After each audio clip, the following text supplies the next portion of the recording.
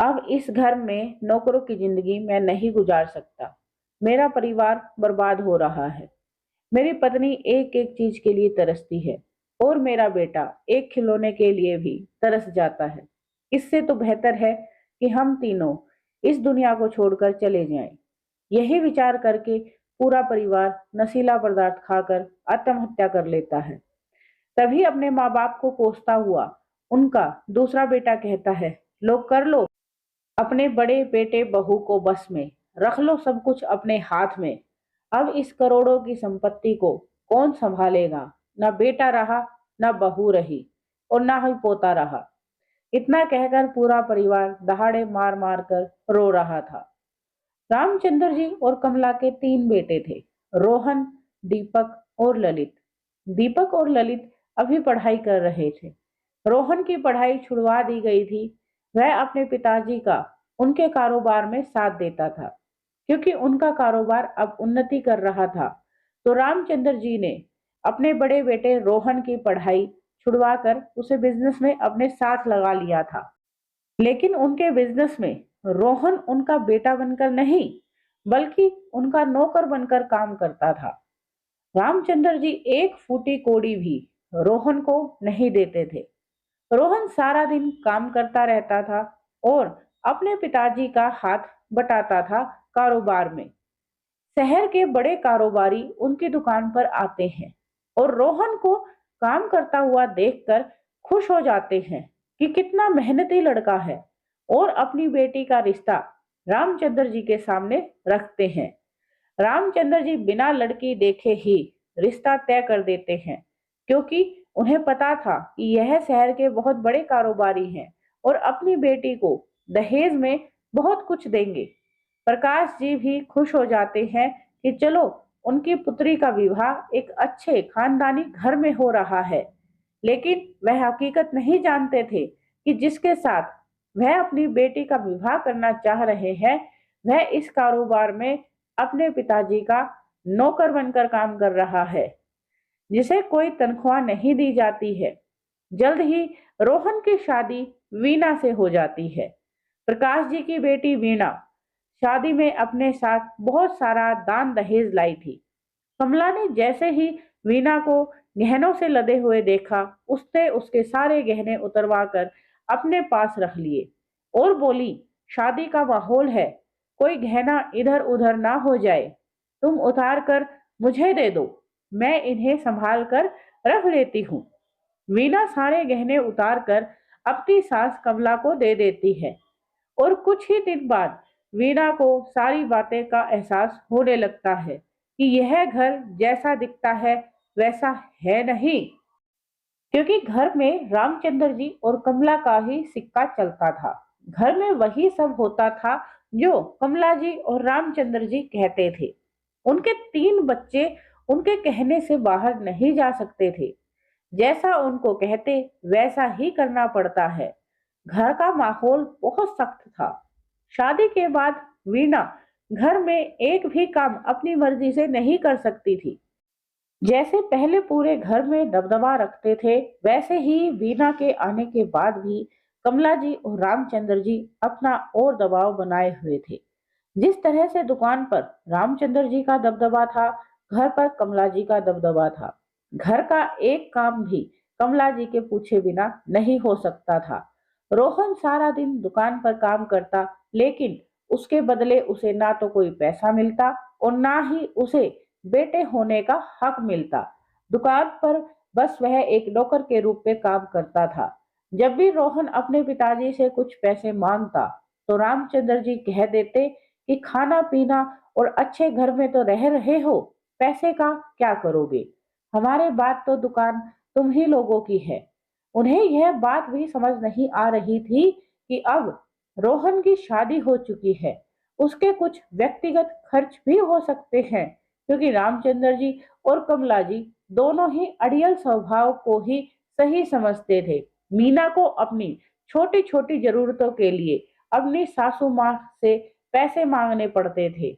यह बात उसे बहुत बुरी लगती थी, लेकिन उसकी सास भी बहुत कुछ सुनाकर उसे थोड़े बहुत ही पैसे देती थी और हमेशा ताने मारती रहती थी कि हमने भी अपनी जिंदगी में बहुत कुछ एडजस्ट किया है। तुम लोग यह बात क्यों नहीं समझते हो? जब देखो पैसे पैसे के लिए मुंह उठाए रहते हो। मीना कुछ भी नहीं कहती है और चुपचाप आंसुओं का घूंट पीकर रह जाती है। जब वह अपने पति से यह बात कहती है कि तुमसे शादी करके तो मेरी जिंदगी बद से बदतर हो गई है, रोहन बोला, मैं क्या करूं? मुझे लगता था मम्मी पापा मेरी शादी के बाद सुधर जाएंगे, लेकिन हालात अभी भी जस के तस है। इसी बीच तकरीबन 1 साल बीत जाता है और वीणा ने एक बच्चे को जन्म दिया। अब वह एक बच्चे की मां बन गई थी, लेकिन फिर भी घर के हालात वैसे ही थे। बच्चे की छोटी मोटी चीजों के लिए भी वीना को अपनी सास से बहुत कुछ सुनना पड़ता था। 10 बातें सुनने के बाद कोई एक चीज बच्चे के लिए आती थी। इतना ही नहीं, जब बच्चे का जन्म हो रहा था उस वक्त भी कमला ने बहुत ड्रामा किया था, क्योंकि वीना के ऑपरेशन की बात डॉक्टर ने कही थी और कमला देवी ने कह दिया था कि यह सब मैं सहन नहीं करूंगी। नॉर्मल डिलीवरी करवानी है तो करवा लो, वरना हमारे पास पैसे नहीं हैं। वीणा दर्द से तड़प रही थी। डॉक्टर ने बोल दिया था, आप अपने मरीज को यहाँ से ले जाइए, क्योंकि इनका बच्चा ऑपरेशन से ही पैदा होगा, नॉर्मल नहीं हो सकता है। फिर वीणा के पिता ने ऑपरेशन के लिए पैसे दिए थे। बहुत शर्मिंदगी महसूस हुई थी। उस वक्त रोहन को साथ वीणा के माता पिता को भी समझ में आ गया था कि उन्होंने वीणा की शादी गलत घर में कर दी है, लेकिन अब वह क्या कर सकते हैं। इसलिए बेटी की शादी करने से पहले अच्छे से जांच पड़ताल करनी जरूरी होती है। खैर, अब बच्चा धीरे धीरे बड़ा हो रहा था, लेकिन घर के हालात जस के तस थे। तीज त्योहार पर भी अगर कमला चाहती तो ही बहू और बच्चे के लिए नए कपड़े आते थे, वरना उनको पुराने कपड़ों में ही त्योहार मनाना पड़ता था।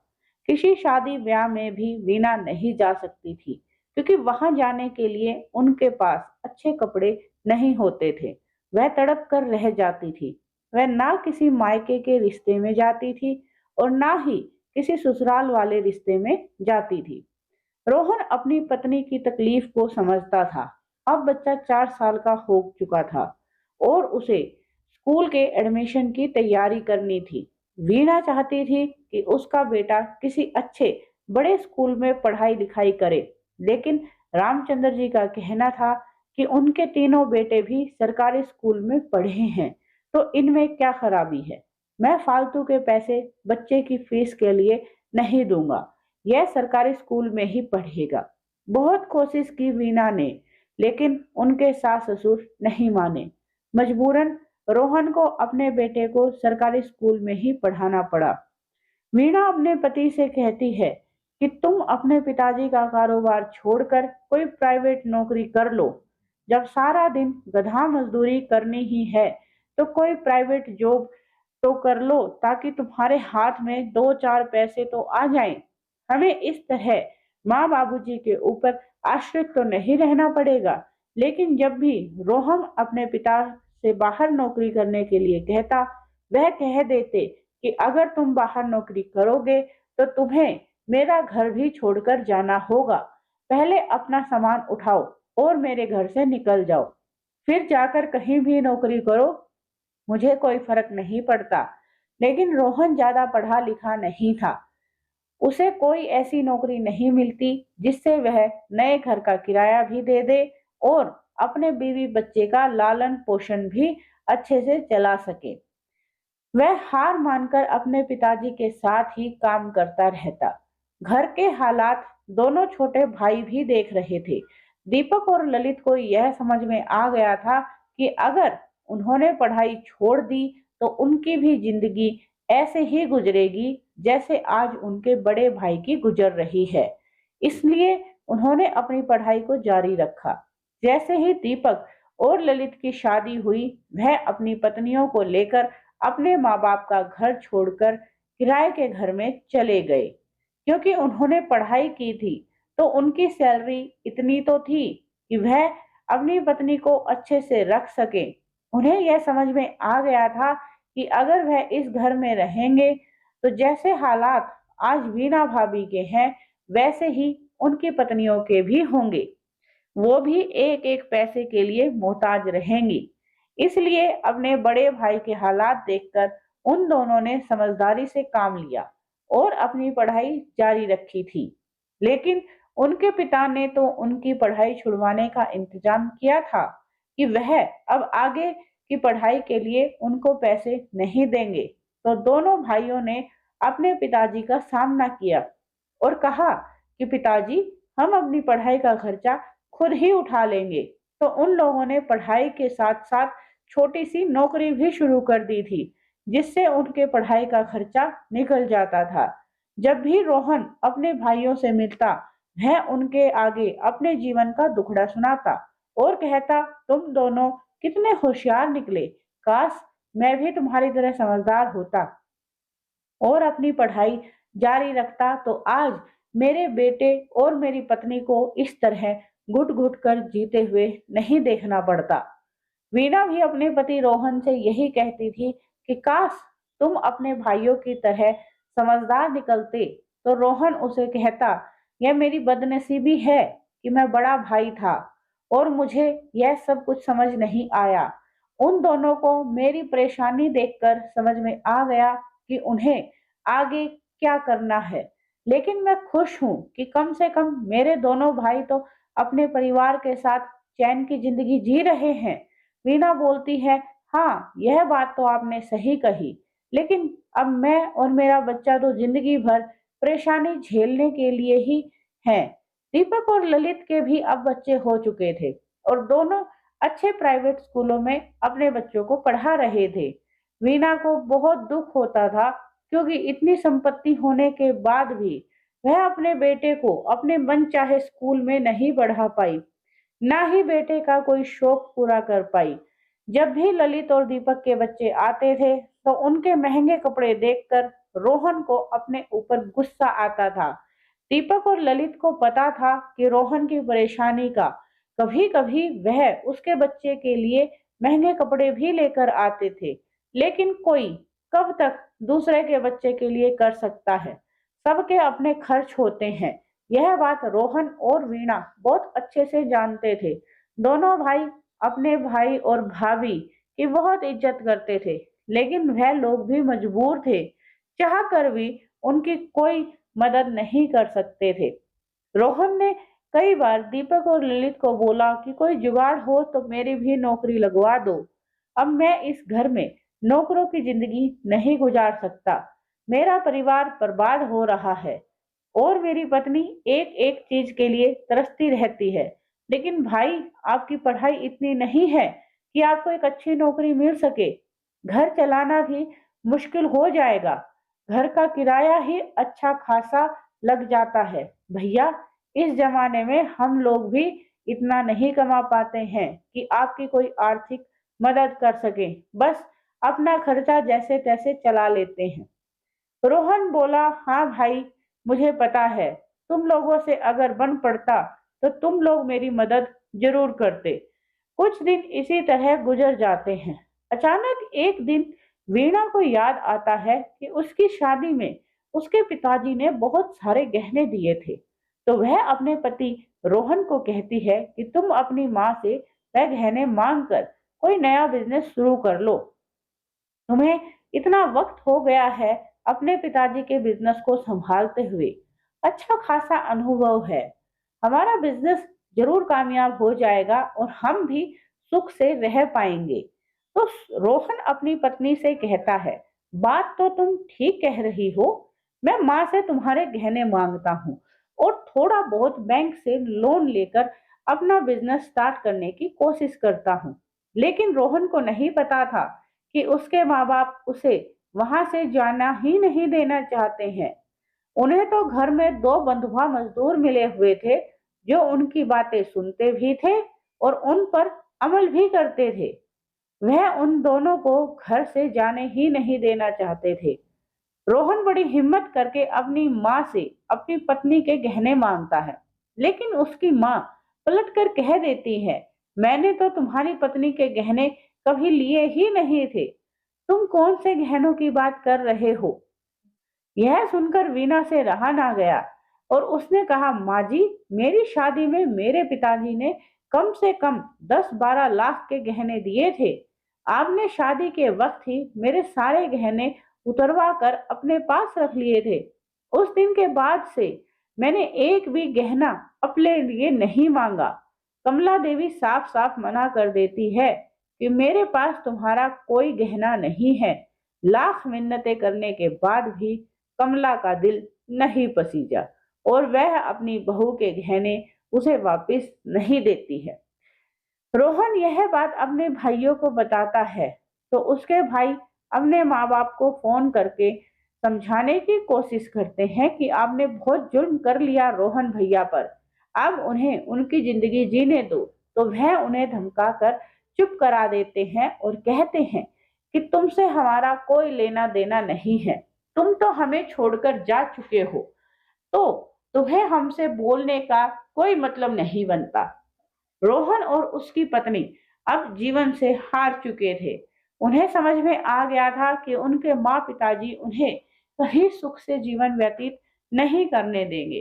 रोहन अपनी पत्नी वीना के साथ और अपने बच्चे को लेकर अपना कमरा बंद करके सोने के लिए चला जाता है। अगली सुबह जब कमला उठती है तो घर में बहुत सन्नाटा महसूस करती है। आज उसे कुछ ठीक सा नहीं लग रहा था क्योंकि इस वक्त उनकी बहू घर में झाड़ू लगा रही होती थी, लेकिन आज सुबह से ही उन लोगों का कमरा बंद पड़ा था। कमला जाती है और दरवाजा खोलने की कोशिश करती है, लेकिन वहां से उन्हें कोई भी आवाज नहीं आती है। अब कमला से रहा ना गया और उसने अपने पति रामचंद्र जी को बुलाया। तो रामचंद्र जी ने भी दरवाजा बजाया, लेकिन अंदर से कोई आवाज नहीं आती है। पति पत्नी घबरा जाते हैं और अपने छोटे बेटों को फोन करते हैं। दोनों बेटे वहां आ जाते हैं। वहां जाकर कोशिश करते हैं, लेकिन कोई आवाज अंदर से नहीं आती है। कुछ गलत होने की आशंका उनके मन में पैदा हो गई थी, तो उन्होंने पुलिस को फोन किया। पुलिस ने आकर दरवाजा तोड़ा तो सारा परिवार देखकर हक्का बक्का रह गया। कमरे में 3 लाशें लटक रही थी। रोहन ने अपने पूरे परिवार के साथ फांसी खा ली थी। अब वह इस तरह का जीवन और नहीं जीना चाहता था, जहां उसे एक एक पैसे के लिए मोहताज होना पड़ता था।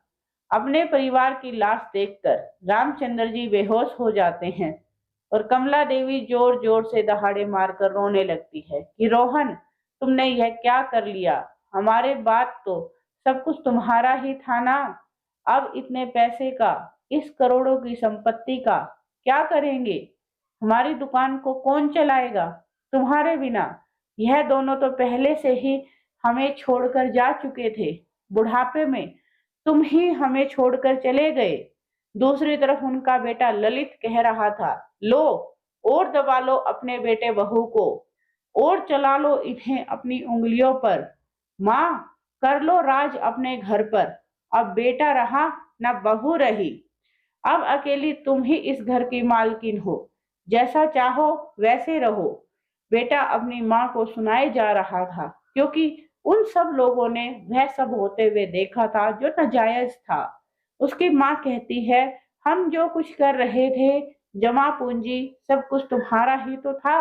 हम लोगों के बाद सब कुछ तुम्हारा ही तो हो जाना था। तो उनका बेटा ललित कहता है कि हाँ, हमारा ही होता। माँ बाप के जाने के बाद जो कुछ भी होता है उनकी संतान का ही होता है। लेकिन आपके जीते जी रहते हुए आपके कौन सा सुख हमें दे दिया, जो आपके पैसे से मरने के बाद हमें मिल जाता? ऐसे पैसे का क्या फायदा जो हमें हमारे माँ बाप के साथ खुश ना रहने दे, मिलजुल कर हंसी खुशी हम रह ना सके। अब मिल गई आपको खुशी, देख लिया मेरे रोहन भाई और भाभी इतने मासूम, दोनों ने आत्महत्या कर ली आपके कारण। दूसरी तरफ पुलिस को सुसाइड नोट मिल गया था, जिसमें अपनी मौत का जिम्मेदार रोहन ने अपने माँ बाप को ठहराया था। दीपक कहता है, आपने तो अपनी औलाद को ही अपना नहीं समझा, तो दूसरों की बेटियों को जब बहू बनाकर लाई थी तब कैसे उन्हें आप अपनी बेटी समझ लेती? चाह कर भी हम अपने बड़े भाई और भाभी की मदद ना कर सके, इस बात का अफसोस हमेशा रहेगा।